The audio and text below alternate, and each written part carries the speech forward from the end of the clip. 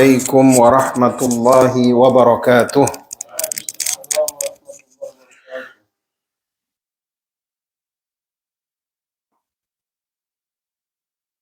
الحمد لله خالق الوجود من العدم وجاعل النور من الظلم ومخرج الصبر من الألم وملك التوبة على الندم، فنشكره على المصائب كما نشكره على النعم، ونصلي على رسوله الأكرم ذي الشرف الأشم والنور الأتم والكتاب المحكم وكمال النبيين والخاتم سيد ولد آدم الذي بشر به عيسى بن مريم ودعا لبعثته إبراهيم عليه السلام حين كان يرفع قواعد بيت الله المحرم. أشهد أن لا إله إلا الله وحده لا شريك له وأشهد أن محمدا عبده ورسوله الذي لا نبي بعده. اللهم فصل وسلم وبارك على نبينا حبيبنا معلمنا قدوتنا ومولانا محمد صلى الله عليه وسلم وعلى آله وصحبه أجمعين. Jamaah yang dimuliakan oleh Allah Subhanahu wa taala, minta waktunya sedikit. Tadi subuh kita sudah membahas tentang menjadi sahabat Al-Quran. Kemudian kita juga menceritakan sedikit tadi bagaimana Nabi Musa itu ditinggikan makomnya di surah Al-Kahfi. Nabi Musa sudah mencapai target-target dakwahnya, tinggal paripurna tugas, kemudian diminta untuk pergi menuntut ilmu lagi. Pada saat itu Nabi Musa sudah sampai kepada puncak kesuksesan dari sebuah tugas dakwah. Kemudian disuruh lagi kan menuntut ilmu dengan Nabi yang diberi nama Khudra atau Khidir. Kemudian ini ada hadis satu lagi. Tapi tetap, apa katanya itu, knowledge is key katanya. Tetap pengetahuan itu adalah kunci. Orang jadi taat, orang jadi sabar, orang jadi mau pontang-panting ngurusin agama, itu karena knowledge tadi. Kemudian karena dia juhud, bersusah payah, dia paksa, barulah datang taufik. Taufik itu apa? Kesepakatan dari Allah. Alangkah sempurnanya hidup seorang hamba jikalau dia berjuhud, jikalau dia sungguh-sungguh, kemudian kesungguhannya itu diberikan taufik oleh Allah. Udah, maka dia akan menjadi orang yang senantiasa taat. Jadi knowledge is the key. Beneran. Ternyata kita nggak akan bisa menjadi seorang yang kita akan sulit untuk cinta kepada Al-Quran ketika kita tidak mau memahami isinya. Dari kisah Musa saja kan kita sudah dapat ya. Kemudian kan ada tadi kita bahas tentang doa Rabbana atina fid dunya hasanah kan. Ada juga Pak Haji itu yang ada kan orang yang marah dia. Dalam tafsir itu dijelaskan bahwasanya orang Rabbana atina fid dunya hasanah wa fil akhirati hasanah itu sudah cukup ya kan. Tapi ditambah lagi wa qina azabannar, jauhkanlah kami dari api neraka. Tapi saya ada mau bahas satu hadis lagi terkait sahabat Al-Quran. Ini memang betul-betul orang yang bersahabat dengan Al-Quran, dia mendapat kemudahan akses alam gaib. Alam gaib ini bukanlah alam mistik, dunia hitam, bukan. Alam gaib ini adalah perjalanan hidup setelah kehidupan dunia yang dimulai dari sakratul maut. Sakratul maut itu awal mula alam gaib itu. Dan sakratul maut itu sebenarnya prosesnya panjang. Karena dia sudah masuk alam gaib. Satu kali hitungan dunia itu sama dengan 50.000 tahun hitungan akhirat, satu hari di dunia. Itu awal itu.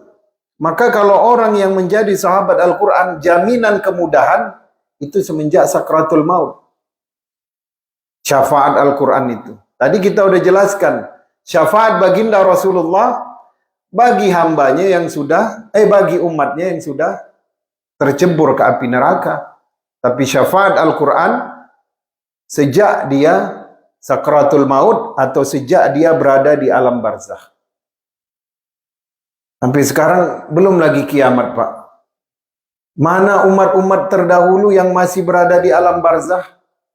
Udah berapa ribu tahun kalau dibandingkan hidupnya yang umatnya Nabi Muhammad 63 tahun, 73.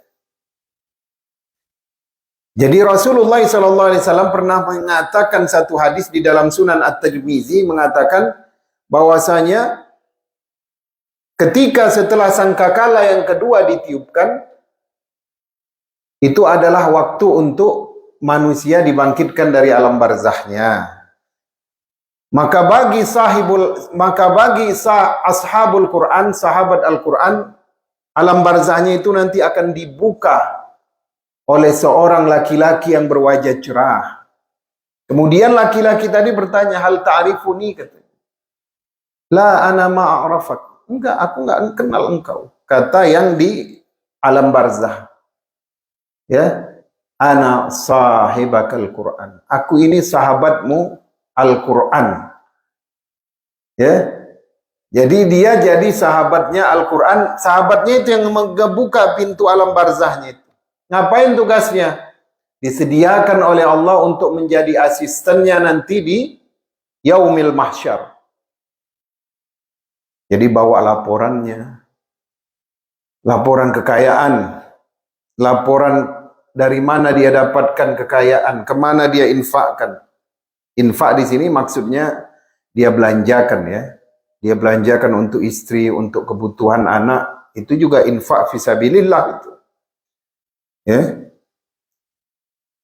Dia nanti yang akan ngurusin deh, aku ini asisten. Ibaratnya di eselon 1 lah di Indonesia, ya. Ada sekretarisnya. Jadi ada dua nanti orang yang dimudahkan prosesnya di alam barzakh. Satu orang yang dicap sebagai sahabat Al-Quran, dia punya asisten. Satu orang yang hartanya dia serahkan kepada nazir. Maka nazir itu nanti yang tanggung jawab. Apa nama itu, Pak? Kalau yang diserahkan ke nazir namanya wakaf, ya kan? Wakaf. Aku nggak bawa apa-apa ketika berjumpa dengan Allah, berjumpa dengan malaikat Israel. Sebagian harta diwakafkan. Sebagian harta sudah dibelanjakan untuk kebutuhan umat ketika di dunia. Dua golongan ini akan mudah prosesnya. Kemudian, apalagi yang diberikan fasilitas bagi sahabat Al-Quran, maka kedua orang tuanya itu akan dipakaikan pakaian yang terbuat dari sutra.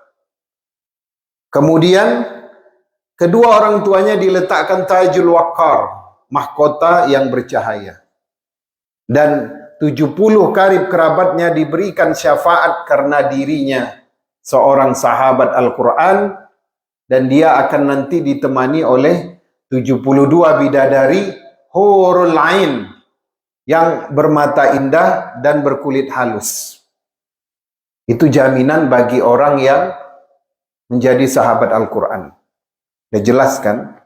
Ini hadis ketiga. Tadi subuh kita baca dua hadis. Baik itu hadis pemberi syafaat bagi sahabatnya. Yang kedua nanti Al-Baqarah dan Ali Imran juga menjadi dua kumpulan burung atau dua gumpalan awan yang akan melindungi sahabatnya di Yaumil Mahsyar. Yang ketiga ini dibukakan oleh lelaki yang berwajah pucat, ditemenin sampai dia selamat melewati as-sirat. Jadi urusan malaikat silahkan ngomong dengan asisten gue, gitu. Sekarang bagaimana cara kita menumbuhkan cinta kepada Al-Quran? Nanti insya Allah pada kajian yang rame nanti ada materi bagus, karakteristik huruf hijaiyah dalam bahasa Arab Ternyata Pak, huruf-huruf hijaiyah itu penempatan dan bentuknya itu disesuaikan dengan karakter kehidupan manusia. Itu ada. Nanti kita buat pakai slide ya. Dia nggak cukup 15 menit, dia nggak cukup. Oh, itu ternyata Allah ciptakan huruf hijaiyah itu ada karakter hidup manusia di dalamnya. Tapi sekarang yang mau kita bahas bagaimana cara kita menimbulkan cinta kepada Al-Quran. Yang pertama itu tadi, hadis tadi. Ketika Rasulullah mengatakan, Iqra'ul Quran, fa innahu ya'ti yaumal qiyamah syafi'an li ashabi. Yang pertama kata Rasulullah, perintahnya bacalah Al-Quran. Tetapi di ujungnya, akibatnya kata Rasulullah, dia nanti jadi syafaat bagi sahabatnya. Saya ulangi dikit ya, Pak, yang tadi subuh ya Pak Oji.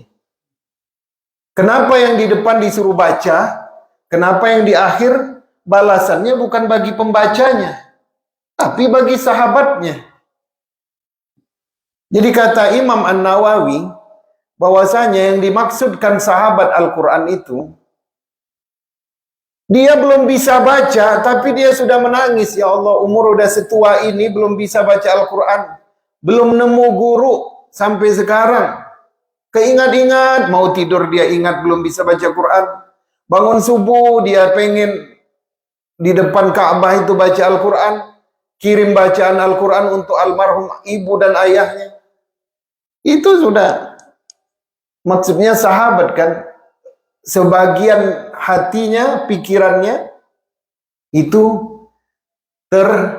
tersita oleh cinta tersebut. Ini menunjukkan apa? Menunjukkan bahwasanya Rasulullah mentarget kita, memotivasi kita untuk mencintai Al-Quran. Karena di ujung dia Rasulullah nggak bilang Al-Quran akan datang menjadi syafaat bagi pembacanya, enggak, tapi bagi sahabatnya. Jadi jangan kita ejek orang yang baru mulai baca atau belajar Iqra, huruf hijaiyah, jangan. Dia bukan belajar huruf hijaiyah, tapi dia tengah berproses untuk mempelajari wahyu. Wahyu itu dibawa oleh seorang malaikat yang mulia yang bernama Jibril. Jadi ketika kita belajar Iqra, kita sama seperti sedang menghadap Jibril yang tengah memberikan Al-Quran. Itu dulu yang pertama. Yang kedua, rasa malulah sama Allah Subhanahu wa taala, begitu banyak nikmat diberikan sebagai mukmin di California. Alhamdulillah, kehidupan dunia cukup. Kan malu kita jumpa sama Allah kalau kita tidak pernah baca Al-Quran atau tidak bisa membaca Al-Quran. Nah, ini tugas ulama-ulama kiai di California ya. Buka kelas. Nanti ditanyalah di hadapan Allah, kok nggak kamu kembali kepadaku kok nggak bisa baca Quran? Oh iya, karena kiainya ulama di At-Tahir sibuk. Jadi saya nggak dapat guru. Mau cari belajar online, kadang-kadang nggak nyambung. Hidupkanlah rasa malu kita kepada Allah. Ya Allah, jangan sampai aku berjumpa denganmu, aku tidak pernah membaca kalammu. Rugi kita. Rugi.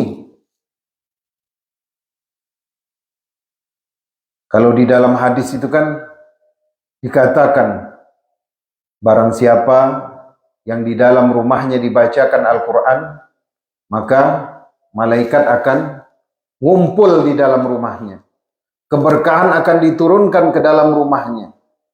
Segala kemudaratan, himpitan-himpitan hidup akan diangkat dari rumahnya.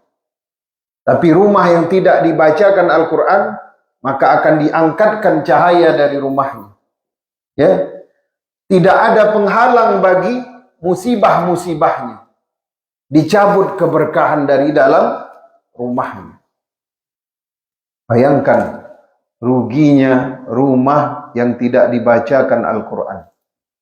Malaikat itu menaungi. Dulu ada seorang sahabat baca Al-Quran. Baca Al-Quran. Kemudian udahnya itu meringkik-ringkik, mengamuk-ngamuk. Anak bayinya di sebelahnya. Dia takut anak bayinya ini keinjek. Dia berhenti baca Al-Quran. Ya, kemudian kuda tadi tenang. Namanya orang Badui ya, Arab pegunungan. Jadi dia kalau baca Al-Quran itu di luar rumah. Rumah kan sederhana. Di halaman. Dia angkat itu anaknya. Dia sambung baca Al-Quran, kuda itu meringkik-ringkik lagi. Tapi lama-kelamaan kuda itu diam. Dia lanjut baca Al-Quran. Ya, setelah dia selesai baca Al-Quran, besok paginya datang dia jumpa Rasulullah. Dia ceritakan kejadian tadi malam. Kata Rasulullah, orang yang baca Al-Quran, sesungguhnya malaikat itu turun. Itulah yang membuat kuda tadi meringkik-ringkik. Karena dia melihat sesuatu sosok yang sangat menakjubkan. Kata Rasulullah, kalau engkau baca sampai subuh, niscaya penduduk Madinah akan bisa melihat malaikat tersebut. Kalau dibaca sampai subuh nggak berhenti, itu niscaya subuh itu dilihat. Orang Madinah lihat malaikat itu dalam bentuk aslinya.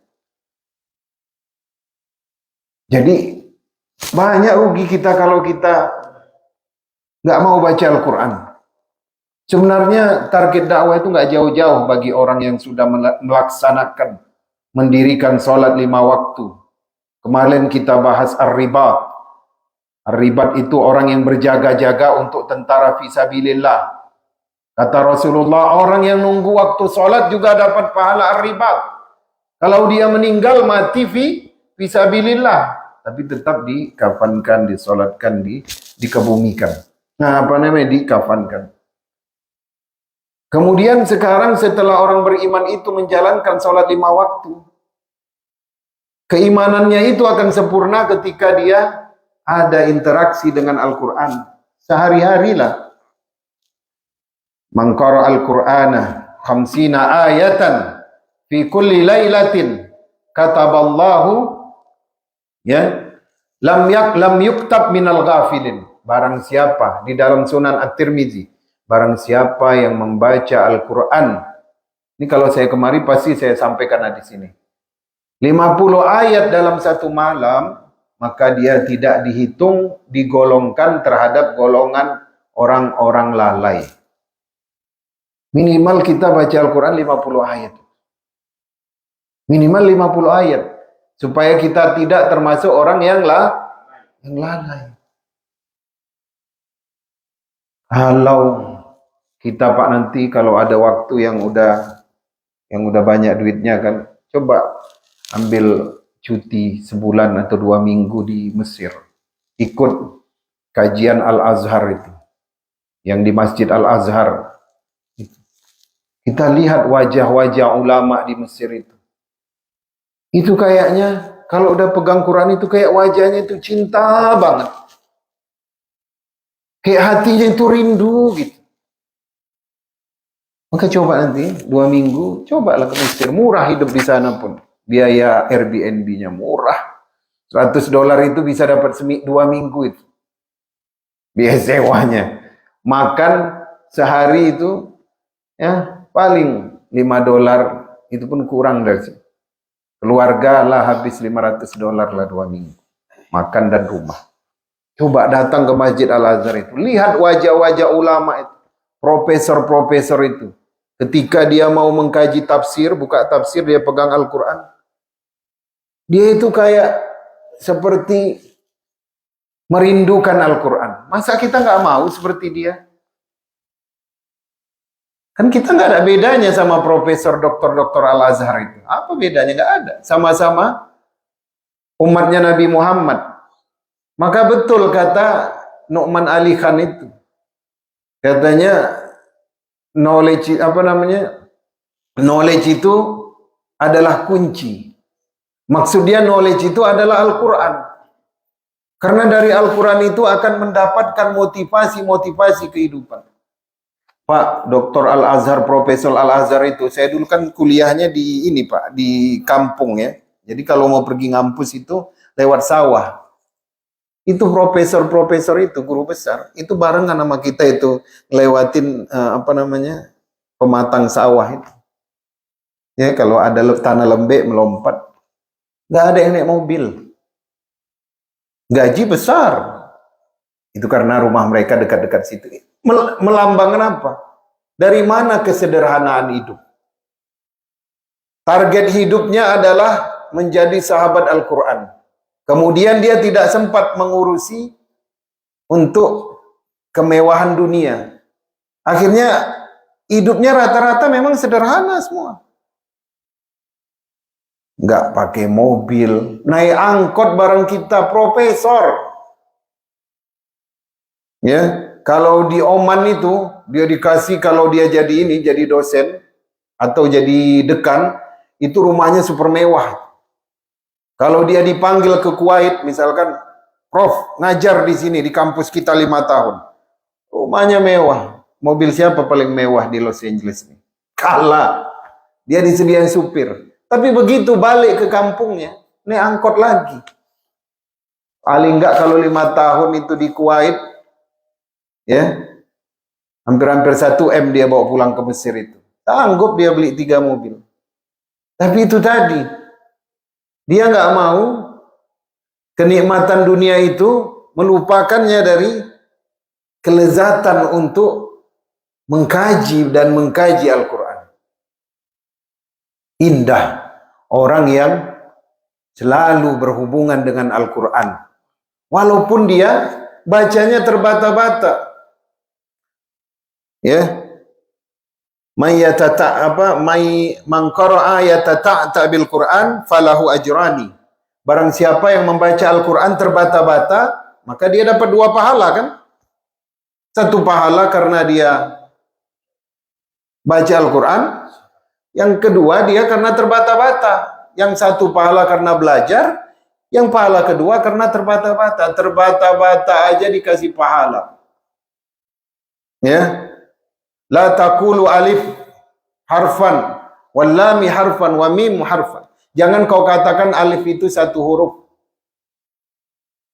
lam itu 1 huruf, mim itu 1 huruf. Ya. Tetapi dari setiap 1 huruf itu dia dibalaskan 10 kebaikan. Yang hebatnya itu di Indonesia itu sekarang banyak ahli-ahli yang kanker itu, banyak mereka mengajarkan terapi Al-Quran melalui orang-orang yang kanker stadium 4 ini untuk menghilangkan rasa sakitnya itu diterapi dengan Al-Quran. Bahkan banyak orang yang pecah itu kankernya karena terapi Al-Quran. Gak tahan itu sel-sel kanker itu dengan bacaan Al-Quran. Gak tahan. Itu banyak kejadian. Bisa di googling. Orang yang sembuh dari kanker stadium 4 karena terapi Al-Quran. Tapi kalau dia hanya dibacakan, memang rasa sakitnya hilang. Tapi kalau dia sendiri yang baca, ya, dia kurangi yang menggemukkan kanker itu, banyak yang sembuh dengan Al-Quran.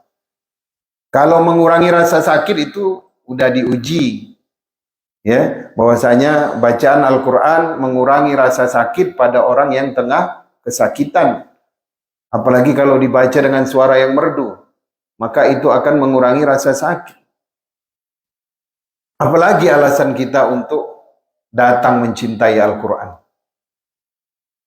Ya, saya dulu Pak, waktu belum ke Mesir itu, saya baca Al-Quran itu surah Luqman itu biasa aja. Tapi setelah tahu, ternyata dahsyat itu. Saya melihat kenapa profesor-profesor di Mesir itu anaknya jadi dokter juga, pakar fikih, pakar hadis, pakar usuluddin. Kalau profesor di Indonesia, anaknya belum tentu. Ya, kadang-kadang kalau dilihat anaknya dokter-dokter itu di kampus-kampus anaknya, ya, kadang-kadang yang membuat kebijakan-kebijakan yang nyeleneh, yang menyusahkan rakyat kecil.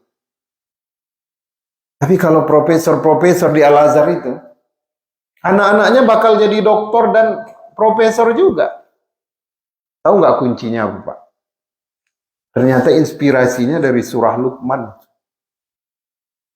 Kalau dipandang ya di sisi badan kita ini lebih hebat dari Luqman secara kehidupan dunia. Yang pertama Luqmanul Hakim, yang disebutkan menjadi nama surah di dalam Al-Quran. Dia bukan hamba merdeka, tapi dia adalah seorang budak, hamba sahaya. Hamba sahaya.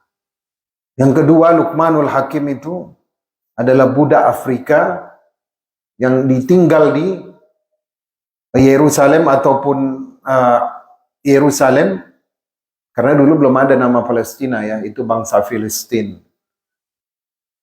Tinggal di Yerusalem, dia adalah budak dari Afrika. Kata Imam Ibnu Katsir ya, rambutnya keriting, kemudian bibirnya tebal, kakinya itu kulit kakinya pecah-pecah. Dia mungkin tinggal di dalam rumah yang terbuat dari tanah liat dicampur dengan kotoran keledai kan.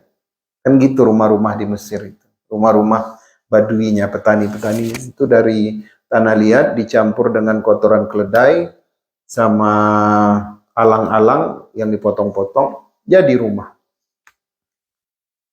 Tapi bayangkan, wa iz qala Luqmanu li ibnihi wa huwa ya'izuhu ya bunayya la tusyrik billah. 5 nasihat Luqman di rumahnya yang gelap dan dingin, dan dia seorang hamba sahaya.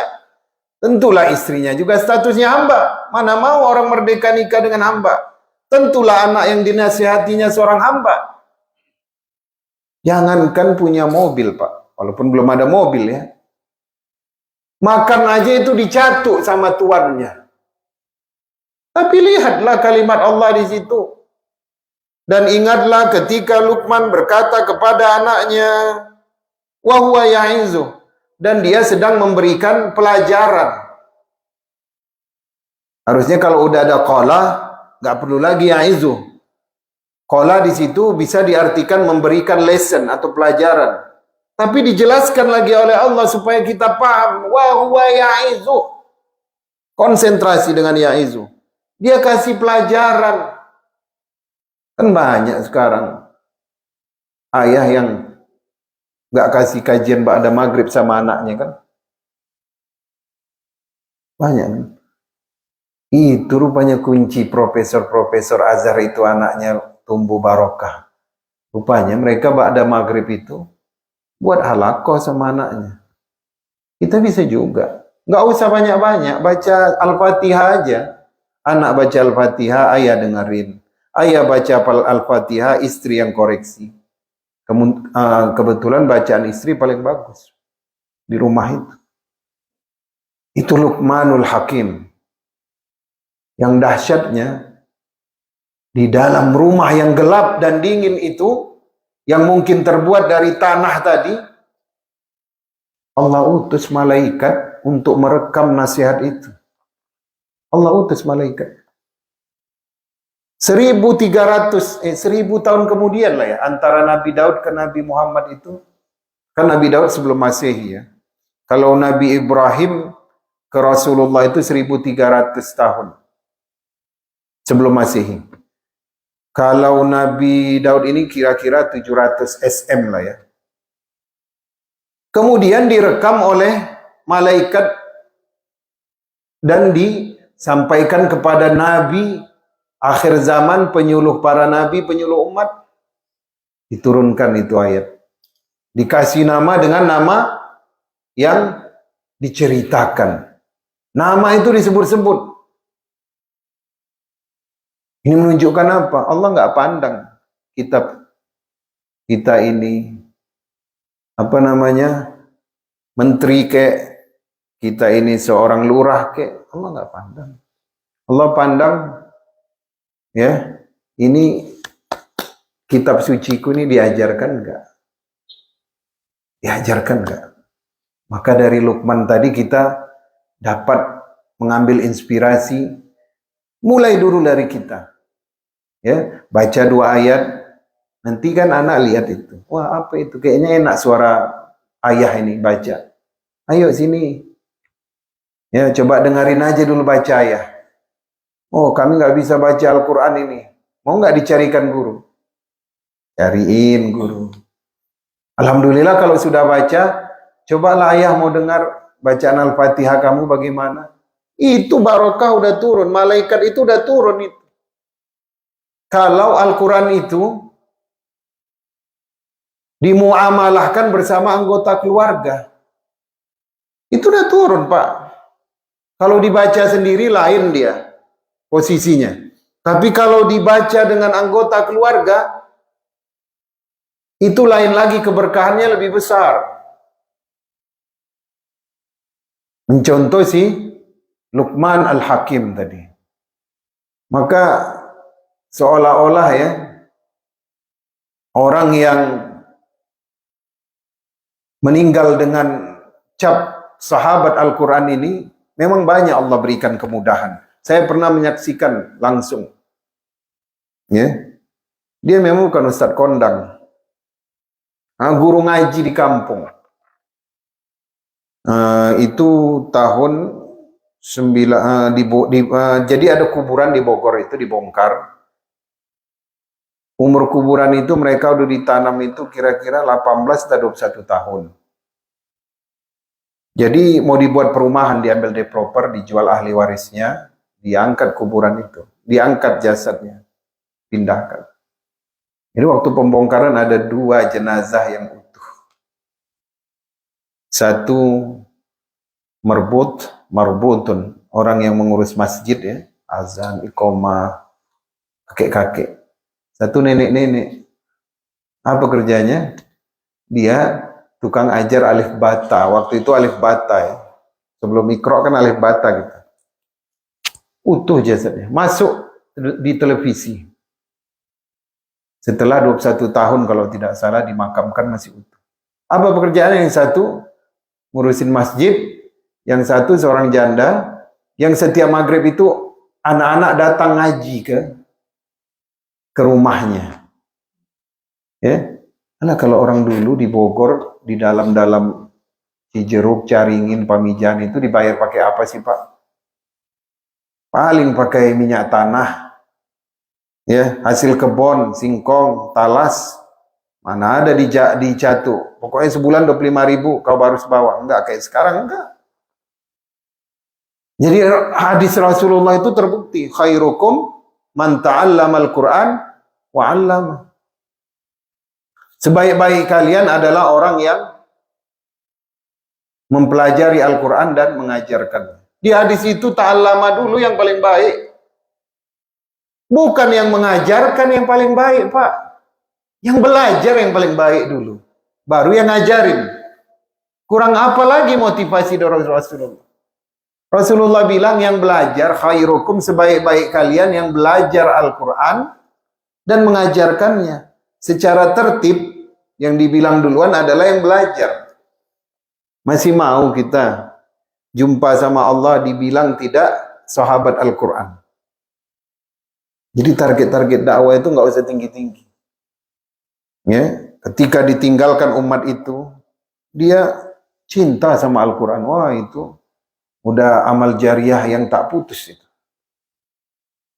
Jadi oleh karena itu marilah kita hidupkan cinta kita kepada Al-Quran.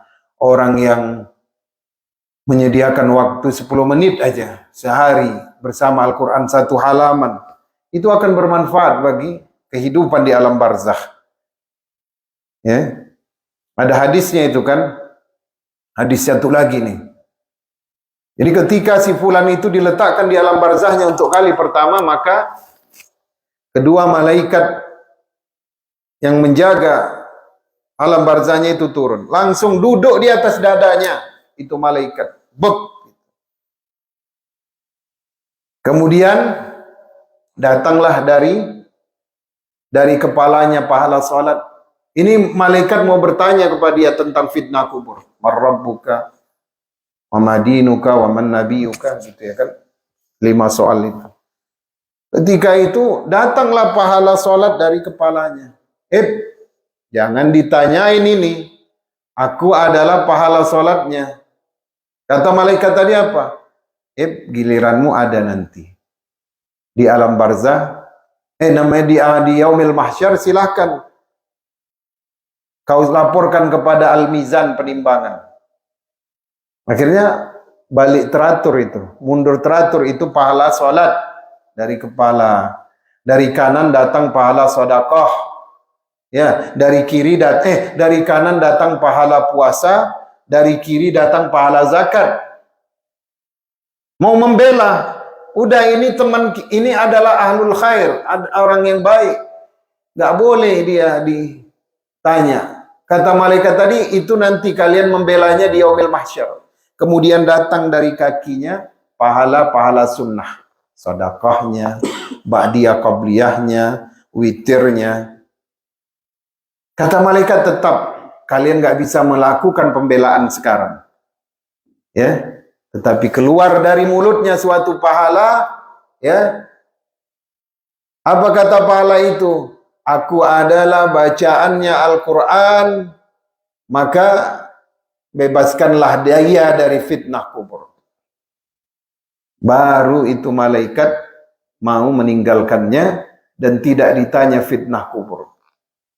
Bahkan orang yang meninggal sebagai sahabat Al-Quran bisa selamat dari fitnah kubur. Kurang apa lagi? Banyak motivasi dari Al-Quran dan Al-Hadis untuk kita mencintai Al-Quran. Dan kita cukupkan sampai sini. Silahkan yang mau bertanya. Tadi pembahasannya mengenai baca. Kemudian kan sekarang dengan adanya teknologi telepon atau apapun, kan ada audio tuh. Ada audio, ada penerjemahnya, kadang-kadang pembahasannya mengenai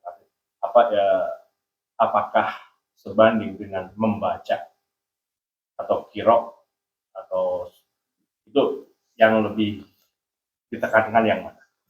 Dulu kami itu kalau hafiz itu waktu di Mahat Tahfiz itu, di pesantren tahfiz ya, kalau datang ustadznya atau kiainya kan nggak ngulang katanya, nggak murojaah, nggak, ini lagi mendengar dulu. Kata kiainya, kamu ini katanya, setiap saya datang yang baca itu katanya radio, Walkman katanya. Nanti yang masuk surga Walkman itu katanya, sama telinga kamu aja katanya. Ini tentulah beda pahalanya ya kan. Pahala orang yang membaca dengan orang yang mendengar. Orang mendengar dia karena apa? Karena dia lagi istirahat. Ya kan, lagi istirahat. Itu kalau sekedar sekelas profesor. Tapi kalau kita pula kan yang lagi kerja dan kita nggak hafiz, yang mendengar, itulah tempat yang tertinggi bagi kita. Tempat yang tertinggi bagi kita. Jadi beda pahalanya. Pahala yang mendengar dan membaca. Tetapi kelebihan Al-Quran, orang yang mendengar aja kan dapat syafaat kan. Makanya kalau kita baca Al-Quran kan, di dalam sholat, ya, kita kan disuruh diam. Kalau yang hafiz boleh baca, dia sambil tadabbur. Sebagian ulama yang keras juga mengatakan, ketika orang membaca Al-Quran, di luar dan di dalam sholat, tetap diam. Supaya apa? Supaya paling tidak dia dapat syafaat Al-Quran. Dia dapat syafaat bacaan Al-Quran. Jadi yang mendengar juga dapat syafaat. Ya, itu proses belajar kan tidak cuma membaca. Mendengar ada suatu proses pembelajaran. Nah itu maksudnya apa kan? Ya dalam arti kan ikro, ada yang mengatakan bahwa ikro itu cuma mengartikan bahwa ikro itu adalah membaca, tapi juga mempelajari. Dan proses belajar itu tidak cuma membaca, audio verbal dan juga audio. Itu maksud saya. Iya, termasuk di dalamnya itu. Pokoknya kan belajar. Iya, belajar mendengar dari audio atau dia lihat di YouTube. Itu proses belajar. Jadi fadilahnya. Oh, kalau yang masalah kita kan tidak mengkaji berapa yang Allah berikan ya. Tapi yang kita pahamkan adalah selagi kita belajar, baik itu dengan mendengar, baik itu dengan membaca, Itu semuanya adalah namanya ta'allamal Quran. Tapi tentu beda pahalanya bagi orang yang datang hadir ini kan di majelis ta'lim. Ya tentulah kan. Kalau majelis ta'lim ini kan namanya taman dari taman-taman surga. Para malaikat kan bertimpa-timpa dia duduknya. Karena apa? Karena orang yang sedang menuntut ilmu di dalam suatu majelis, maka malaikat diturunkan. Hadir. Bukan hanya malaikat, ikan-ikan di lautan kan beristighfar untuk para penuntut ilmu dan menyebut nama mereka. Penduduk langit nyebutin nama-nama kita yang hadir nih. Disebutin supaya diampuni dosa-dosanya. Ya. Man salaka tariqan yaltamisu fiha ilman sahalallahu lahu tariquhu ilal jannah. Barang siapa yang menempuh suatu jalan untuk menuntut suatu ilmu, maka Allah akan memudahkan baginya jalan menuju surga. Ya. Jadi jalan inilah jalan tol, highway untuk menuju surga. Freeway. Mungkin sampai di sini dulu Pak ya. Kita cukupkan. Ada lagi yang mau bertanya, silakan. Karena tadi kata Pak Said ceramah singkat aja. Barakallahu li wa lakum. Allahumma barik lana bil Quran. Allahumma arhamna bil Quran.